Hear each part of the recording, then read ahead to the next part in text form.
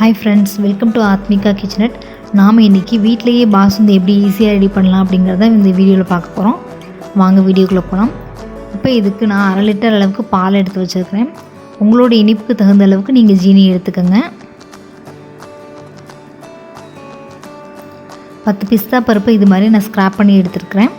அதுபோல 10 முந்திரி பருப்பு எடுத்து வச்சிருக்கேன். 10 பாதாம் பருப்பையும் இது மாதிரி நம்ம ஸ்கிராப் பண்ணி எடுத்துக்கலாம். உங்ககிட்ட ஏலக்காய் பொடி இருந்துச்சுன்னா நீங்கள் ஒரு பிஞ்ச் அளவுக்கு எடுத்துக்கோங்க. இல்லைன்னா இது மாதிரி 2 ஏலக்காயை தட்டி எடுத்து வச்சுக்கோங்க. ஃபஸ்ட் நம்ம எடுத்து வச்சுருக்கிற பாலை ஒரு தடவை நல்லா கொதிக்க விட்டுறலாம். பால் ஃபஸ்ட்டு நல்லா கொதித்து வந்ததுக்கப்புறமா தான் நம்ம எடுத்து வச்சுருக்க நட்ஸ் எல்லாத்தையும் இதில் நம்ம ஆட் பண்ணணும். இப்போ ஃபஸ்ட்டு பிஸ்தாவை ஆட் பண்ணிக்கலாம்.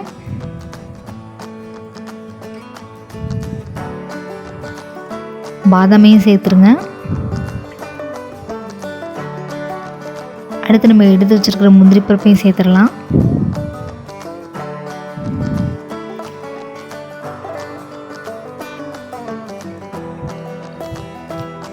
ஏலக்காவையும் இதில் போட்டுருங்க.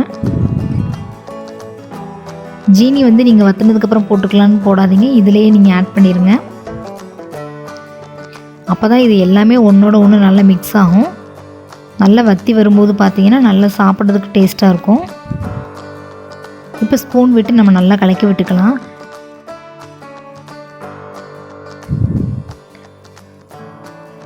நான்ஸ்டிக் நம்ம யூஸ் பண்ணோம் அப்படின்னா ஆடை நிறைய சேர பிடிக்காமல் நல்லா நமக்கு எடுக்கிறதுக்கு வரும். சில்வர் பாத்திரங்கிறதுனால நமக்கு நல்லா பிடிச்சிக்குது. இது மாதிரி கிடைக்கிற ஆடையை நம்ம எடுத்து நல்லா உள்ளே சேர்த்துக்கலாம்.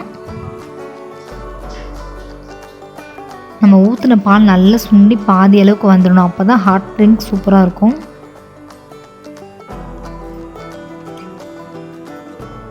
பாருங்கள், பார்க்குறதுக்கு தண்ணியாக தான் இருக்குது. இது நீங்கள் ஆற வச்சிங்கன்னா நல்லாவே கெட்டியாயிரும் நட்ஸ் சேர்த்துருக்கிறதுனால.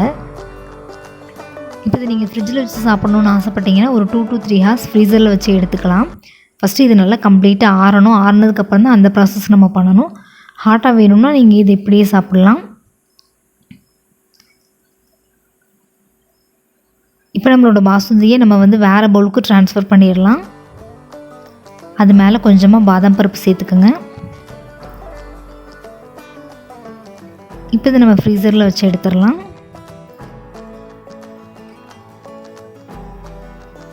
அவ்வளோதான் ஃப்ரெண்ட்ஸ், நம்மளோட பாசுந்தி இப்போ சில்லுன்னு சூப்பராக ரெடி ஆயிடுச்சு.